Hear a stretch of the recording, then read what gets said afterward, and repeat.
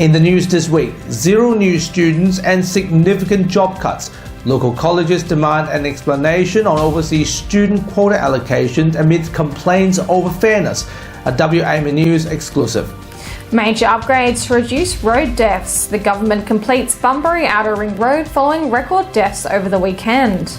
How the Queensland election results will affect next year's federal and state elections. And later, Dr. Andrew Miller's comment. This is The Evening News with Ivan Loom and Maliva Thorne. Good evening. WAMA News can exclusively reveal tonight that several Perth private colleges met with Federal Minister Anna Ali, urgently seeking answers on overseas student quotas. While some were left with zero students and faced financial collapse, others received up to 150 times more than requested. College owners warned the federal government's cap on international students could slash jobs by 50%.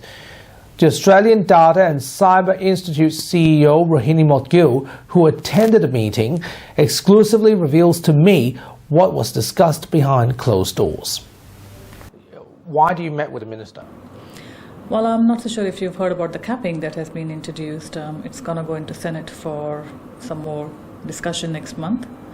So we met with the minister because we do not agree with how it's been implemented. So we wanted to raise issues regarding capping, regarding how some institutes have been given their numbers, and we wanted to bring to her attention some of the issues that it would cause. Some colleges got zero allocations. Some got maybe, I think, 150% over what they've been asking for. Do you know how those decisions have been made, and why was it so uneven? Well, that's the question we've raised because we are not so sure how they've arrived to these numbers. So there is a lot of discrepancy on how the numbers have been allocated. Some, as you said, have got 0, some have 4. In Perth, there is a college that has 22. We are a startup provider as well, and our numbers are very low. So we are asking these questions that how did they get to these numbers? Because if they don't have any students, that's it, that's the end of it. Well, it seems like it, especially if they are a new startup. Because if they don't have any students this year, what buffer would they have next year? And if their numbers are 0 for next year, I think it would become highly challenging for them to survive.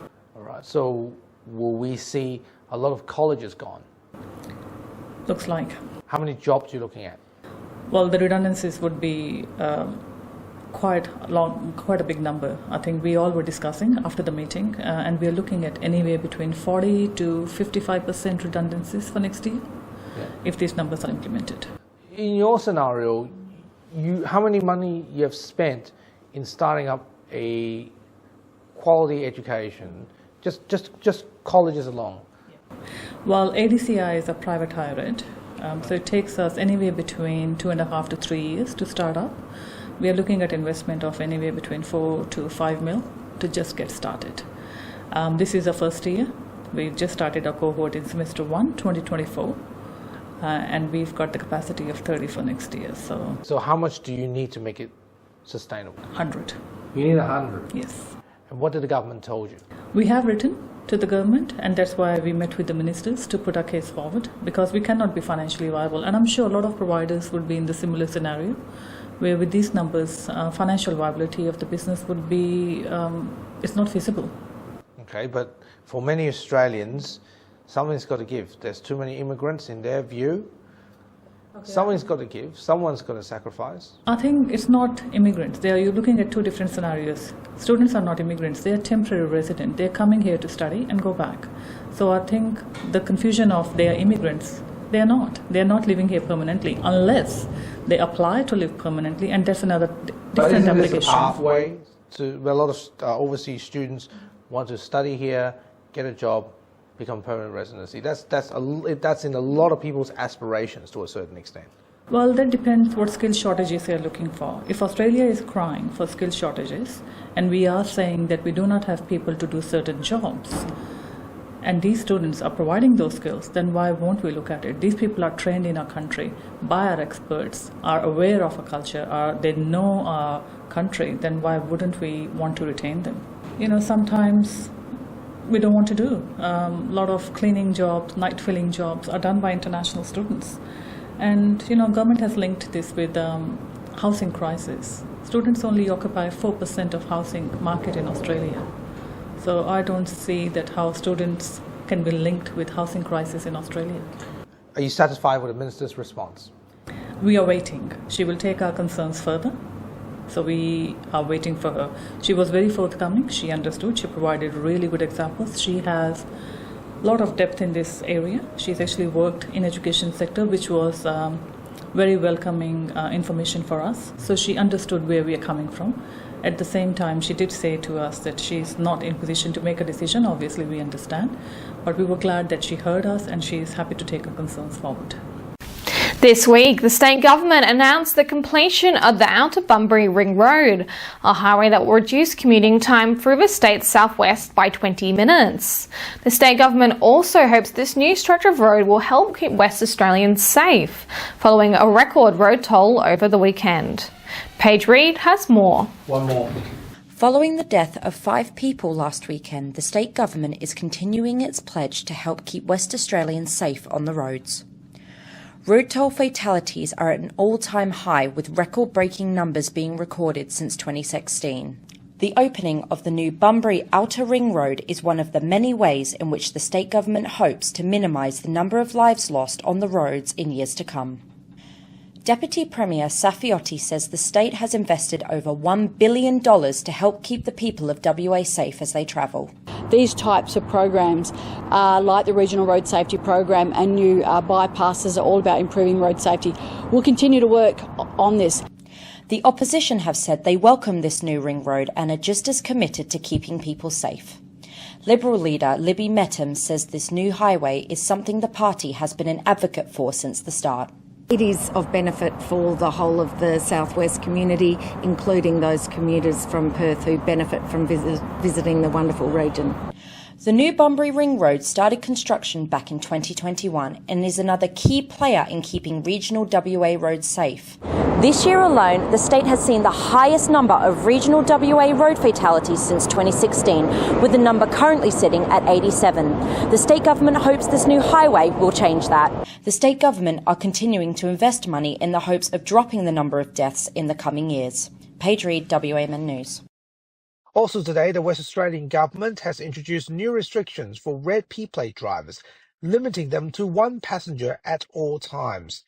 Exemptions to the new passenger rule will be in place for red P-plate drivers if additional passengers include a driver with at least 4 years of experience, immediate family members, or when passengers are a necessary part of the driver's job.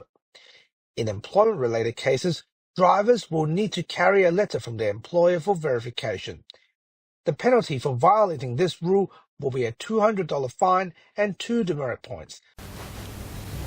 As the dust settles in Queensland's state election, the final polling results this weekend are vital indicators for federal Labor as the Albanese government prepares for the 2025 federal election. Here's political commentator Peter Candy's take. There's no doubt that Labor was always going to struggle in the Queensland state election. After 9 years in power, the old adage is true. Governments lose elections, oppositions don't win them. So Queensland will have to come to terms with the results there of Saturday's election. But what are the wider implications? Does it have implications for a federal election, for instance, expected in May next year? The answer is Queensland has 30 federal seats. Labor has only 5 of those 30. Obviously, the Liberals, or the Liberal National Party in Queensland, would hope to be making gains based on the state election results, but the scope for gains in Queensland federally are very limited. So with Labor only 5 seats in Queensland, there's not much scope for the Liberals to make up ground there. So while Peter Dutton and obviously Anthony Albanese will be looking for positives out of the Queensland state election, there's not much more that the federal Liberals can do as far as making gains in Queensland. What about for the West Australian election? Well, governments lose elections, oppositions don't win them, but there's not much scope for the opposition to make up a huge amount of ground in Western Australia, given the record majority that Roger Cook's Labor team has, thanks to the Mark McGowan factor of almost 4 years ago. In summary, what can we say? Federally, Obviously, the Liberals made up ground in Queensland, so they'll take heart from it on a federal basis. Whether the validity of that can be tested and is the case, well, time will tell. As far as Western Australia is concerned, it's the Liberals that can make up ground, given the record majority that Labor has. Can they make up enough ground? No one believes that they can. But it's important that the ground be made up nonetheless. So, the election outlook, based on the Queensland poll, a good result for the Liberal Party in Queensland. Can it be transformed into the federal arena? Only in a limited way. Can it be transformed into Western Australia? Even less limited. But the next 7 months in Australia, just hang on. It's going to be a bumpy ride. Peter Kennedy, WAMN News. A 36-year-old man in Duncraig was arrested after WA police found nearly 24 3D printed guns at his home. Police reported seizing 21 3D printed firearms, $72,000 in cash and over 2 kilos of meth. Border Operations Squad detectives began investigating in September after a tip-off about gun trafficking and drug sales. Following a search on September 15th, the man was arrested and additional items, including gun parts, ammunition and 3D printers, were confiscated. On October 17th, officers uncovered 7 more 3D printed guns buried in Bullsbrook bushland. The man faces 21 charges and will face court in November. WA police seized over 2 kilograms of meth and around $50,000 in cash in a major drug bust, with 2 men now facing charges. A search at Perth Airport this week targeted domestic passengers, identifying a 76-year-old man suspected of drug possession. After retrieving a bag, he was followed to Dayton, where a traffic stop led to his and a 55-year-old man's arrest. The bag contained over 2 kilos of meth, and a search of the Dayton home uncovered the cash. Both men face charges of drug trafficking and possession and will face the Perth Magistrates Court later this year. The WA government has warned consumers of buying refurbished phones as the nation prepares for the 3G network to be shut off later this month. Many West Australians could be stuck with phones that cannot make calls or receive texts, as Optus and Telstra closed the networks on Monday. However, despite the upcoming closure, many West Australians are being sold refurbished devices and older 4G phones that will no longer work. Refurbished phones sold initially to be used overseas will also not work. The State Consumer Protection Agency have received a number of complaints from people who recently spent a total amount of $4,646 on refurbished phones that will no longer work. The WA Commissioner for Consumer Protection, Trish Blake, called on West Australians not to resell or give away their phones that don't work after the phase-out. You can check if your phones will still work by texting number 3 to the phone number 3498. Significant traffic chaos has hit Perth South this week as residents flocked to the city's first Starbucks, forming long queues both in person and in their cars. Some people in the drive-through line had been waiting anywhere from 30 minutes to an hour and a half just to get their coffee. For those opting to queue in person, there were over 50 people waiting outside, many of them students in school uniforms. At least one lane on Nicholson Road and Wharton Road was blocked for several hundred metres due to the congestion. At one point, drivers were advised to be patient or avoid the area. And you can expect this chaos to be happening again as Starbucks will open their second branch in Clarkson in several weeks and their third store in Murdoch just before Christmas. And now here's Dr. Andrew Miller with his weekly medical and news commentary. Hi, thanks for your time. With the Queensland Labor election defeat, no doubt sending chills through the West Australian Labor Party, we can expect to see big spending promises in the lead up to our own election. The idea of including free school lunches is a really good one that has good health outcomes and good educational outcomes for families who are struggling to make ends meet. I think we'll see a lot of big spend announcements between now and the election also around health. And it's really important that we don't repeat past mistakes of tolerating levels of dysfunction in our hospitals before spending the money that's required to increase capacity, because the problem is that systems that are running over full capacity are really inefficient. So we need to just write the checks to provide the healthcare that the West Australian population deserves in one of the richest states in the world. It's not a wasteful thing to do, it's an investment in the future to have a healthy population, not just of workers, but of everybody, because a healthy community is a happy community.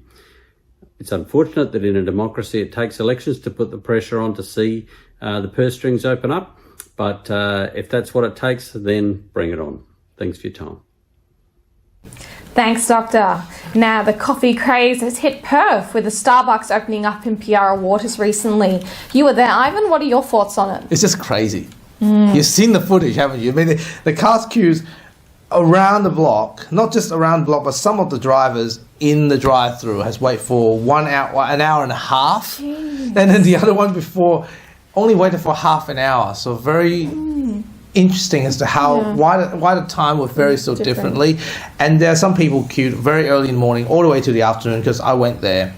A lot of them are school students. They don't have to do homework, do they? But as I said, but I tried it once, and I'm not ashamed to admit this to you as well.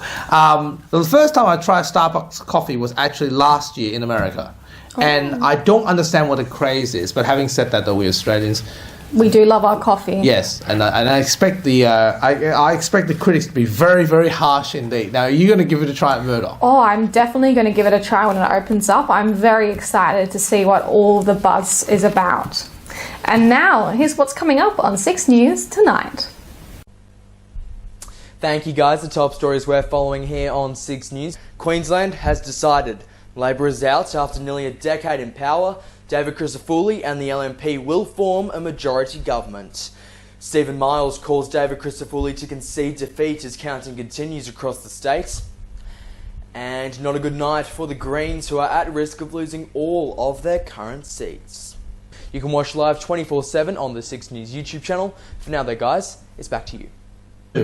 Thanks very much, and that's our weekly news and current affairs. We have latest news on our website, wamnnews.com.au. Remember to subscribe to the WAMN Extra News Club so we can continue our work in the community. Full details on wamnnews.com.au/news/extra. For Melly, Paige, Peter, and myself, wish you good health, good night. See you next Sunday. Thanks for watching.